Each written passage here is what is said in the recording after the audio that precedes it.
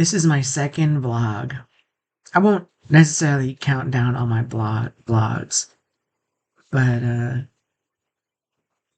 I just finished recording my last one about 20 minutes ago. I'm in the mood to just share about anything. I haven't really planned anything out. Um, I just and the reason I'm shaking it, going up and down, shaking is because my legs are going like this, my knees. Yeah, it's just like an OCD or something type of thing, impulsive behavior, and it makes my head bob up and down. Sorry if that bothers you. Not sorry, but just explaining it. But um, maybe I'd like to talk about some of my problems I'm facing. They're not like really like problems. Like I've got cancer, or I'm in a lot of debt, or I'm in legal trouble. Problems like things that make me feel emotionally bad. That kind of problem. Still a problem, I guess, in a general sense, it's still a problem. To me, it means the world. So, but they're not like they don't substantially affect my life. I could live my entire life this way, and then there'd be nothing. It wouldn't be affected in any way besides just my mood. But my number one problem, I would probably say, is experiencing chronic boredom, or another way to put it is that I lack engagement with a any activity I do, but B also life. I'm not engaged with life. Um, that's the reason I'm depressed, actually. It also amounts to the fact that I've lost direction in my life. Definitely.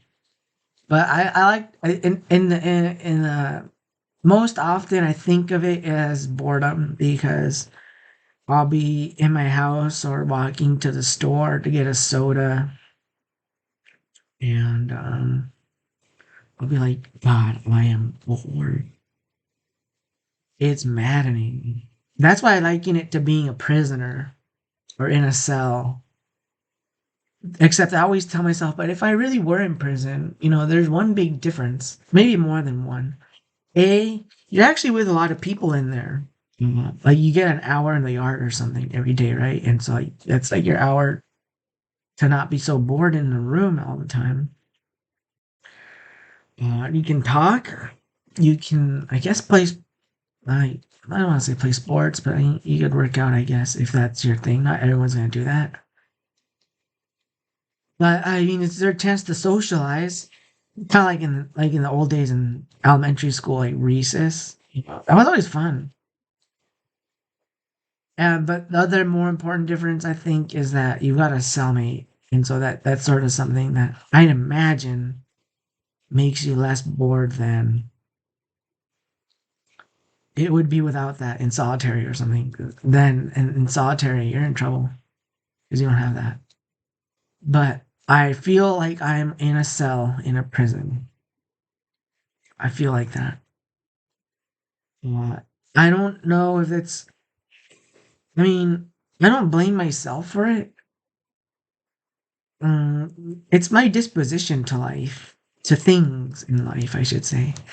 Like some people in my situation, being at home all day, they might have to get the natural compulsion to like maybe play video games all day, or some people might get the compulsion to exercise, or to you know um, listen to podcasts, read books. Maybe I say this with a maybe because you know being at home all day, it could have this effect on a person where it kind of demotivates you from doing anything, or it saps the joy out of anything, because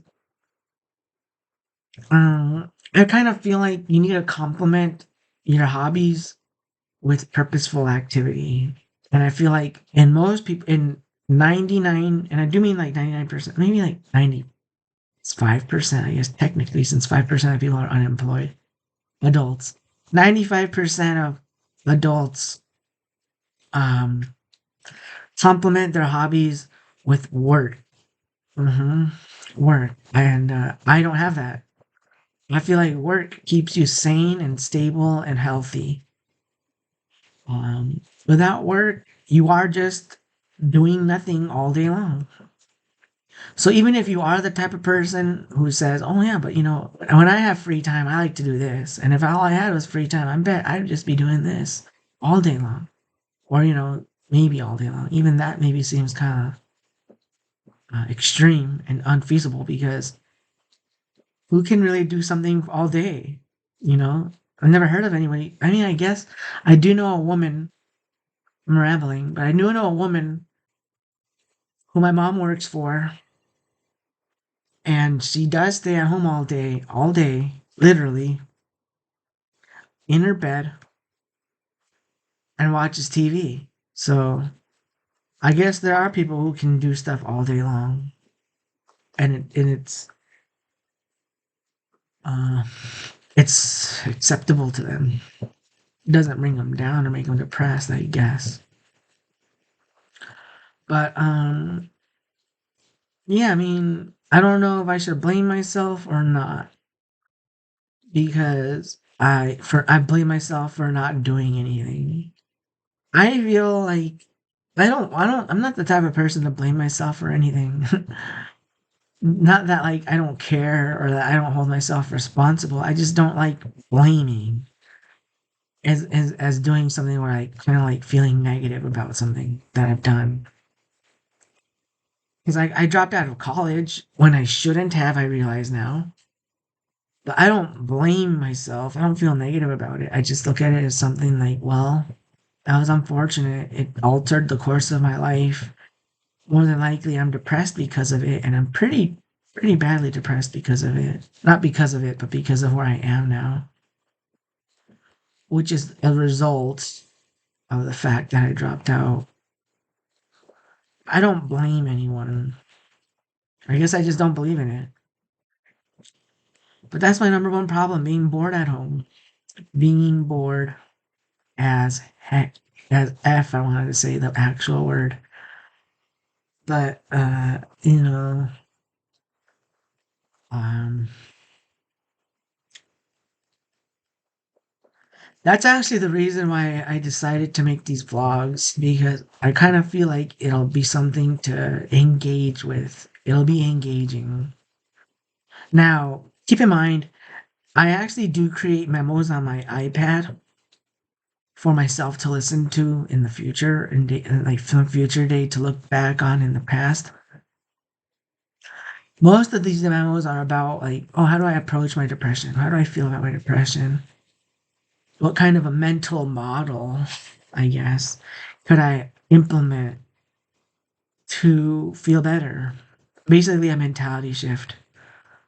What mentality shift can I implement to feel better about my life? About my life, yeah. I came up with a lot of different things. Nothing really helped so far. But I'm not. I kind of believe in like what Thomas Edison was all about. He would be like, I failed 1,000 times, but the 1,001st time when I found success, I knew it was all worth it. Kind of. I mean, I'm just kind of making a little. I'm kind of making that up a little bit, but that's kind of how he was. He was like he would be the kind of person who would persist, and where most people would give up and feel like, you know what, I'm just never. If it's failed this many times, it's probably never gonna work. He would keep going, and he would obviously become a famous inventor for that. I'm kind of like that. In other words, he was stubborn and persistent, and I'm stubborn and persistent. I've tried maybe like I don't know 50 different types of mentalities. Even that's probably way overestimate.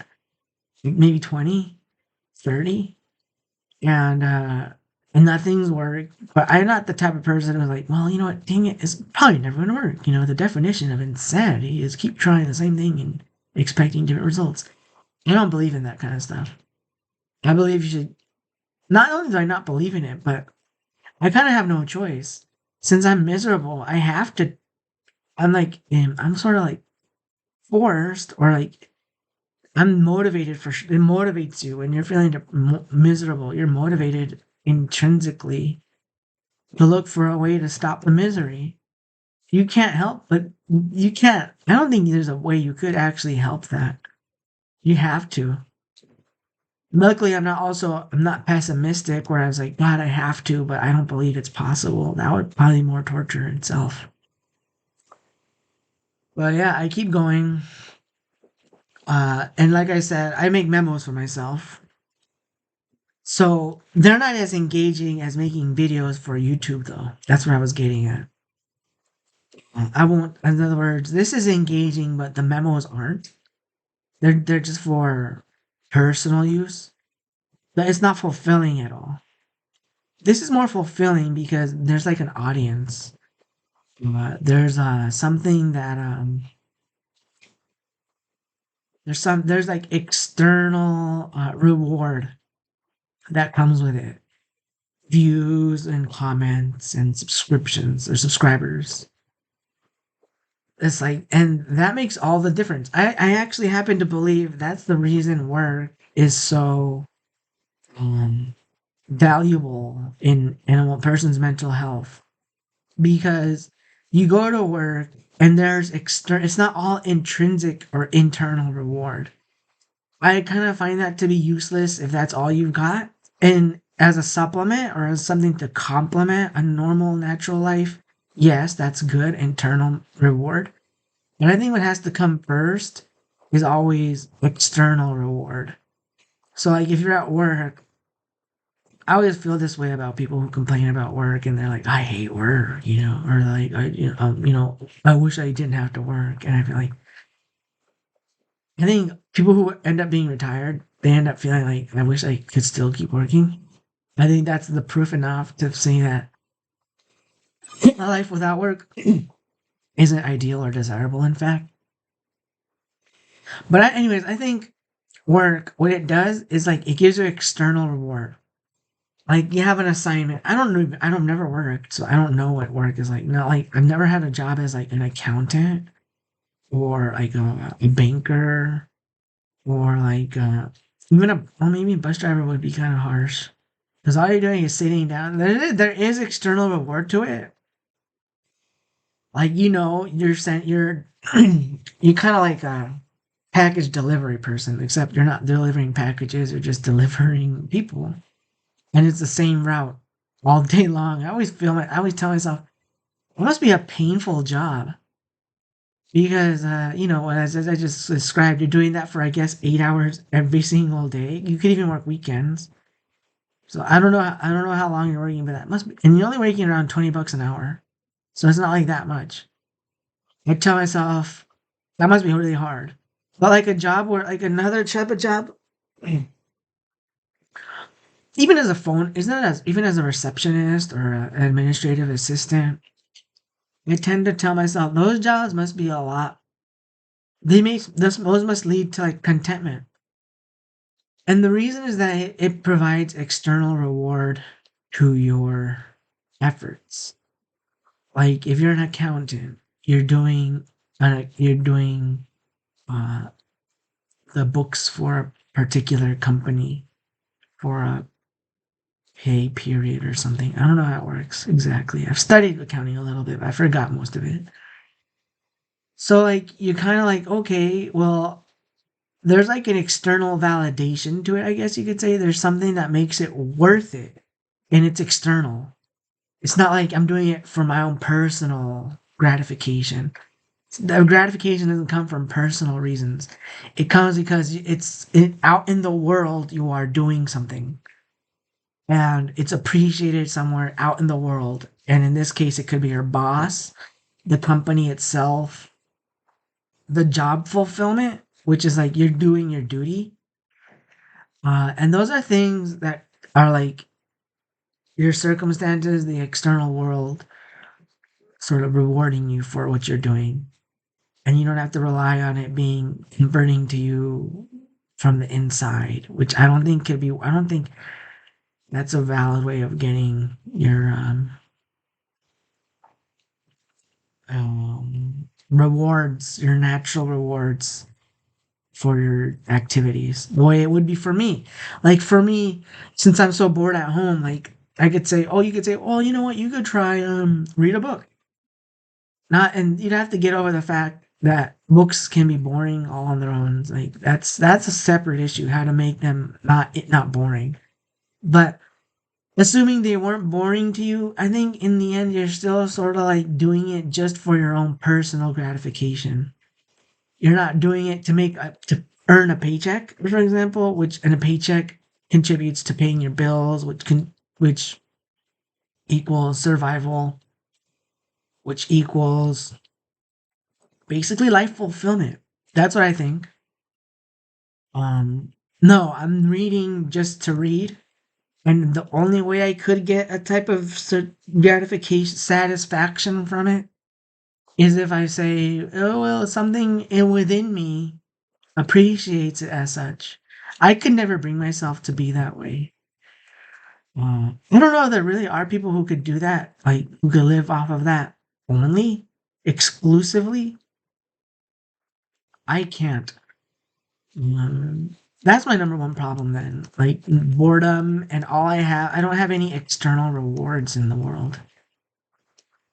I went out, I was in school, in college, and that's an example of yes, there for external rewards are given to you. You don't study. Here's the thing, right? When when you're in college, you're learning, let's say, calculus, and you're sort of like, okay, well, technically, I could do this on my own. You kind of, a lot of people have that realization when they're learning in college. They're like, I could technically read this book on my own and learn its lessons on my own and think about it critically on my own. The difference is, I don't know why I did that, but the difference really is though, there's external reward when you do it in a school system.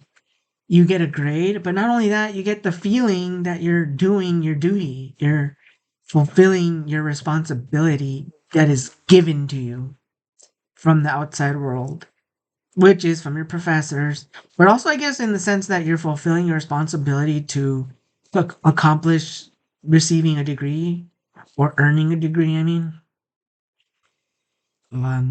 and that's all external. And when I was in college, I had that too, and it felt great. I was happy. I didn't realize it at the time. I didn't realize how happy I was in college. I didn't know, though when I started to realize that, man, I was happy back then, is when I realized just how miserable I was compared to when I was in college. That's when I realized, dang, I really was happy in college. And yeah, that I didn't realize it at the time. I don't know. Maybe that's one of the problems with people.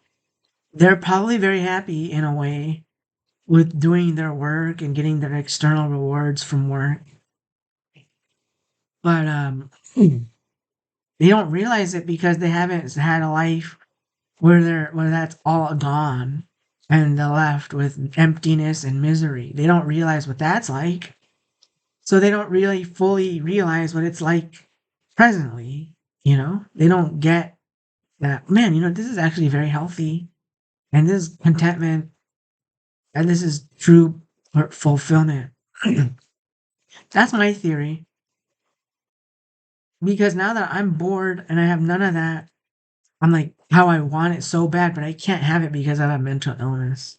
I'm not going to go into what that is, but I have a mental illness. And so, yeah, I suffer every day immensely. Some days it's worse than others, I'll admit, but not by much. Some days it makes me just sleep all day. Like, you know what? I don't want to get out of bed. If I'm out of bed, I'm just gonna be like, what am I gonna do? I've tried all these things and nothing satisfies me. That's the problem. That's really, you could say in a way, that's really my only problem. That I'm not being satisfied by anything. You could very much say that's probably your not just your number one problem, but in fact, kind of like your only problem. If I could find satisfaction somehow, the way I could find it through external rewards, I probably wouldn't have very much to complain about in life. I'd get up in the morning, have my routine there, and then do whatever it is that satisfies me throughout the day. But the problem is I can't find that. I've searched, and I'm always searching for that. That's my kind of my only goal. Search for satisfaction through an activity. And currently, I'm trying vlogging on YouTube. It might work. Since I have all day long, I'm kind of feeling like, I could just churn out, I don't know, a handful of videos every single day until I run out of things to say. But it kind of feels like you could always talk about something else. If I didn't have this, if I really was out of like the main topics that I like to talk about, I could always talk about favorite memories from childhood. That's just off the top of my head, or